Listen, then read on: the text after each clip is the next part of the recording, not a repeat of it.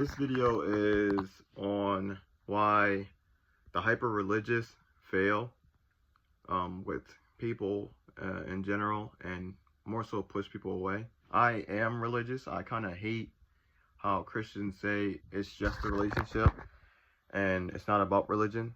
I disagree. I think in our time and day, most people push religion away is because religion got hijacked. And so they know that people are scared, so they resort to saying it's just a relationship. Now, is it more so a relationship? Yes.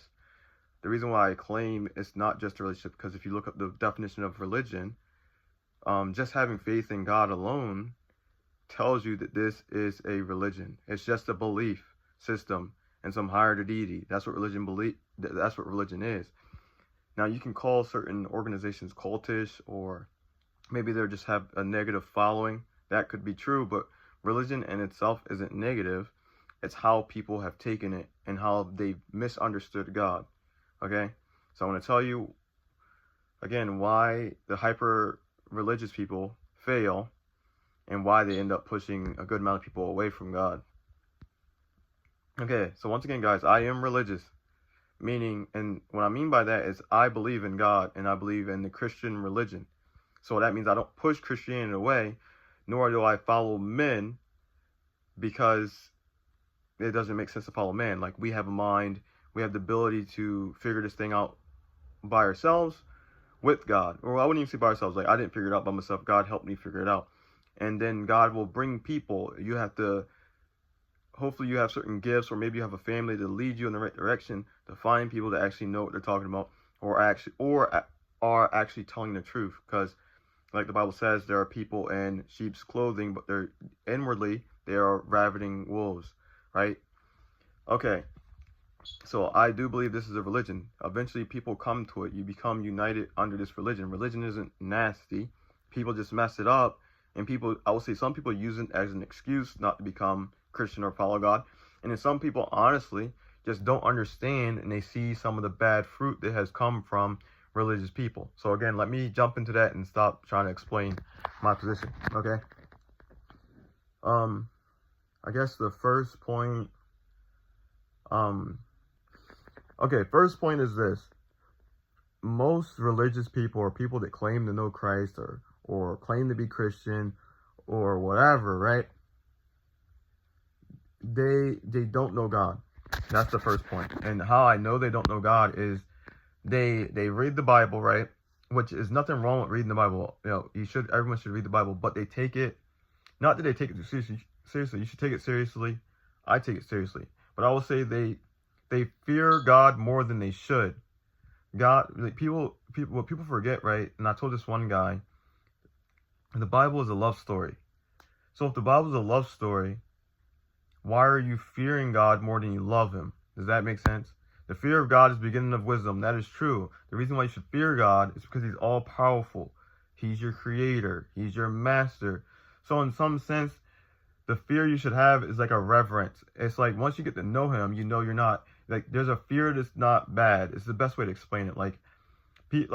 I know like women fear men, right? And they're like, and to some degree they should, because we have more power than them.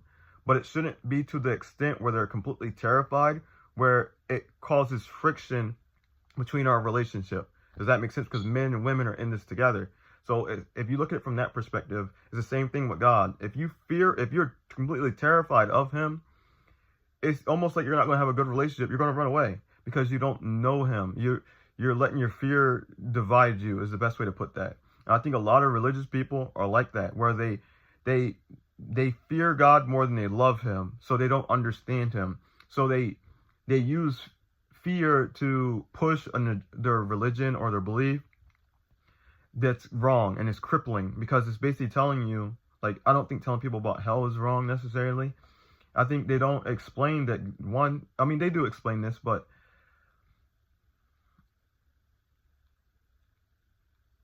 it's okay. It's not that they don't explain things. I'll say it's not the explanation that kills people, right? Because I think people reject God regardless. I think it's their approach. One thing God said to me is most people aren't loving. He said, I need more people out there spreading it with love. And I think a lot of people don't, right? They just kind of word vomit the Bible. They just word vomit it, which isn't bad, right? I'm not against preaching the word. I think if you're out there just preaching the word, you're supposed to do that. That's what the Bible says.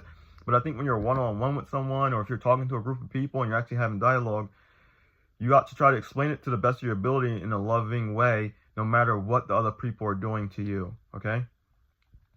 And I think a lot of people shun and put down people because they are so scared of God, they want you to feel the same way. And when I try to approach it, more times than not, when I approach it, I try to explain to you who God is and my relationship. I try to give y'all both sides of our relationship, because it's not just a simple, I love God. It's not that simple. We're like children to God. So if you have children, if you're a good parent, like maybe not the mothers are more nurturing, they're a little bit softer, but if you're a great man, right, and you have children, you're going to be kind of hard on your kids, and that's me. I'm hard on my kids. Granted, I would have a woman to be a little bit softer to balance things out, but I'm very hard because someone has to be. And my kids are scared of me. My kids were literally scared of me, but they weren't scared to the point where they could not receive or feel my love. Does that make sense? Or I couldn't feel their love. That's the type of relationship you should have with God. You should fear him because it's just wise. If you don't fear God, you're an idiot, and you're going to do things out of line. My kids feared me, so they would try their best to stay in line. Don't get me wrong, they would mess up because they're hoodlums, but they would stay, for the most part, they would stay in line. If I said jump, they jumped. If I say, you know what I mean, they did whatever I told them to do, because they loved, not only did they love me, they feared me. Okay? But I think a lot of religious people only have the fear aspect. It's like God is A, B, and C, and that's it. They miss out on the rest of the characteristics of God. God is funny. God is, he's so many things. It's like, it's hard to put him in a box. Like, God is so many things, but I say funny because I have fun with God. I enjoy God's company. I enjoy God's time. I bask in God. When I think about him, when I'm alone with God, I laugh more than I'm sad. I smile more than I'm frowning. I'm having fun when I'm with God. I have fun. When I'm with God, I like to poke around with him. I like to joke with him. I like to play games with him. Not in like some messed up manner. It's like he's my father. It's like you revert back to a kid. It's like you just want to mess with him because he's so loving. I would say the best way to put it is not because he's so loving. It's because, one, I would say I'm in love with him. That's how it is. I'm so in love with him. I just want to have fun. And to me, he's like this all-powerful dad that, like, I can't have fun with him like I have fun with you guys. He's not my equal. Like, all you guys are my equal. So, like, the game is kind of on par. But when it's with him, it's almost like I have to think extra hard to really trick him, which it's impossible, but it doesn't matter if it's impossible. I'm going to do it anyway because I want to mess with him. Does that make sense? Because I'm so childlike to God. I'm like a child. Like, it doesn't matter how smart God is. It doesn't matter how strong he is. It doesn't matter if he already knows what I'm playing. I'm going to do it anyway because it's funny and I like doing it. Does that make sense? I feel like a lot of people don't have that relationship with God because they don't know God. They read the Bible in a way that doesn't make sense. They read it like it's this stiff board, when it's not like that. God is like a person. What people don't realize, he's like a person. And that's why he says in the beginning of Genesis, he says, we are made in his image. God is like a person, but he's not at the same time. Like, when you're interacting with him, he treats you like a human being, like he's another one, like he's us. Not like he's us. It's like how he talks to you. It's like you're talking to a normal person. But once you get to know him and once you interact with him, you understand that you come into understanding with him. You understand that you can't treat him like you treat everyone else, and he's not going to treat you like he's anyone else. He's going to treat you like I'm God, right? So you understand that, and you treat in things, your relationship forms accordingly, is the best way to put it. A lot of people that are hyper religious, they kind of do what is taught. They do what is taught, and they do what they see. They don't actually seek God, and that's where the issue, where the problem falls with a lot of hyper-religious people. All of Christianity is real. It's just not everything about Christianity is in the Bible.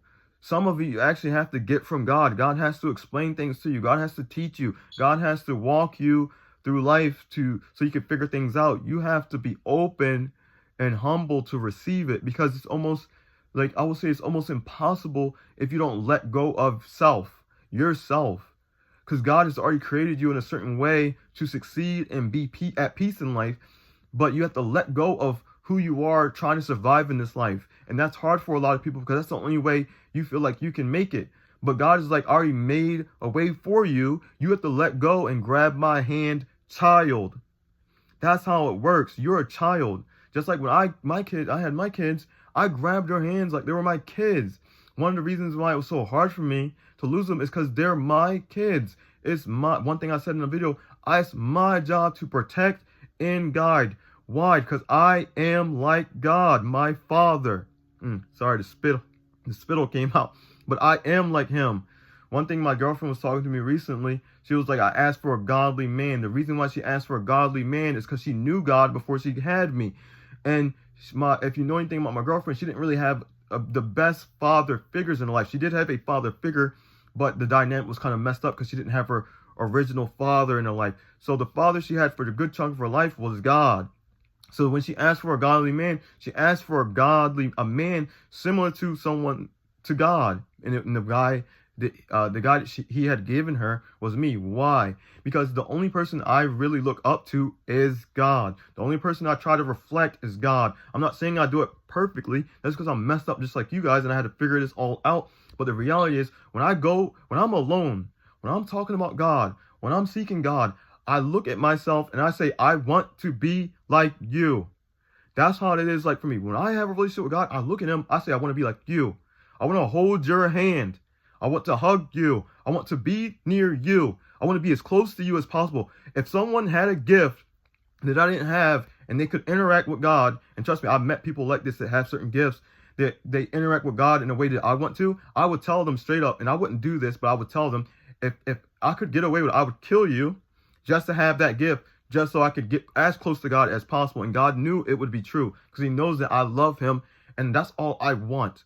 I remember one time he told my girlfriend, I can't remember the complete dialogue, but my girlfriend basically tells her needs and wants to God.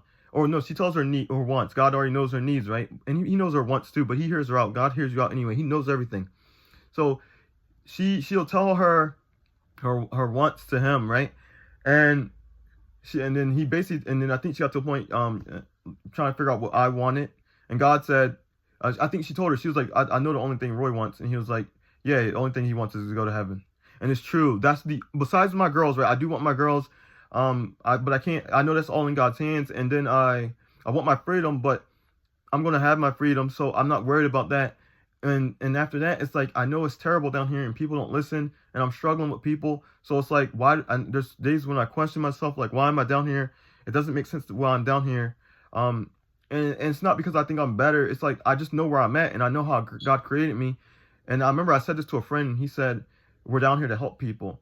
And I think that's true. I think God put me down here to help people. It's not necessarily that I need. I ask myself, like, why am I down here? It doesn't make sense because this was always going to happen to me. It's how I was created. God said I was one of His strongest soldiers. He said when demons are around me, they're going to like have issues because I have so much of God inside of me. They're going to have issues around me. He said I'm going to cast out demons. Why? Because this was my purpose. I was literally created to do this. I was literally created to uprise my family if they chose me and let me lead as the role that was given to me.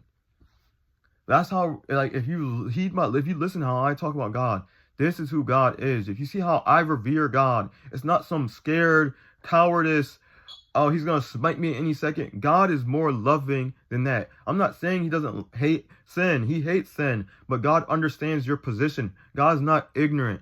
God is wiser and more intelligent than everyone here. So He already knows. You have to have faith with God, not in yourself, because you're an idiot. It's true, and just like I am, but I've already submitted to myself to God, so I'm not that slow. I understood that, hey, this guy's dumb. That guy is not, and he's greater than me. Hopefully this literally helps you to know this is all true. Christianity is true. Islam's not true. Hinduism's not true. God said that Buddhism is okay because it's more so a way of life. But if Buddhism steps out of line, I can promise you, God's going to be on it. God is true. The Christian God, Jesus Christ is God. The Trinity is true. And I have a extremely close relationship with God. There is no one, I promise you, there is no one around me that loves God more than I love God. I've never ran into anyone who would put their life on the line for God like me, right? They walk the walk, or, you know, quote unquote, they do the actions that people say you're supposed to do. They go to church, they do all of that stuff, but they don't have it. It's something in you. Like, you can just tell when you're around someone, it's how they talk about them.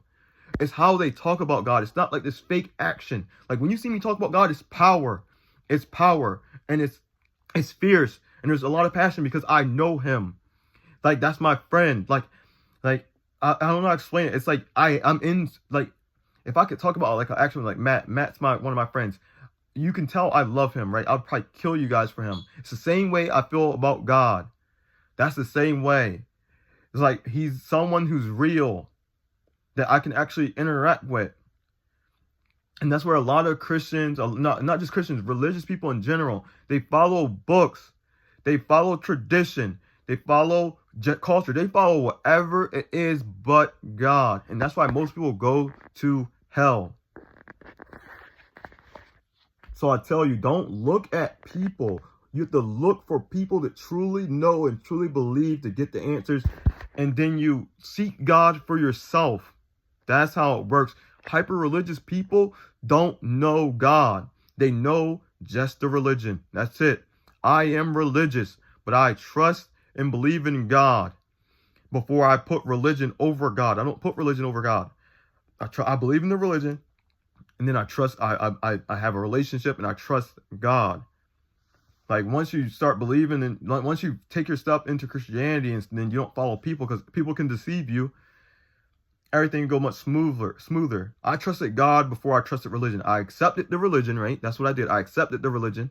And then I sought after God within that framework. And then not only in that framework, I looked into a lot of different things. I bounced around. But the person that answered my questions was not religion ultimately, or the books or the text. They helped. God is the one that delivers at the end.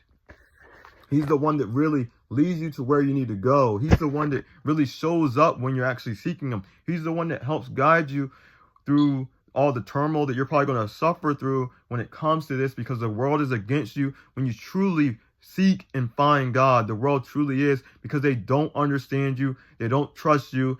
And they can't see what you have because God is invisible. I have God. I don't have to, like, when I'm going to go places, right? Because God told me I'm going to go places. There's not a superior or a person that has a position that I am afraid of. And it's because I have God. I don't have to be afraid of them. If they don't have God, they can't stop me anyway. They can't even touch me. So it's like, it doesn't matter if they're a pope or a pastor or a priest. It does not matter. I have God. God's the one that truly ordains people, who's truly anoints people. He's the one that really puts people in position. Your title sometimes doesn't mean, because sometimes God did not give those people their titles. They just have it because it's a worldly thing. But me, God has bestowed me with certain things. He said, this is what you're going to do. And he said, you, Roy, will not fit in with everyone else, because your job is to tell everyone else that what they're doing is wrong. And your job to tell them what they need to do and how they need to find me. Your job is to tell the truth. And that's what I'm doing. Hopefully, to God, this helps you guys. Everything I do, everything I post is to help you guys understand the truth. You want a good world? You want a better life? Find God.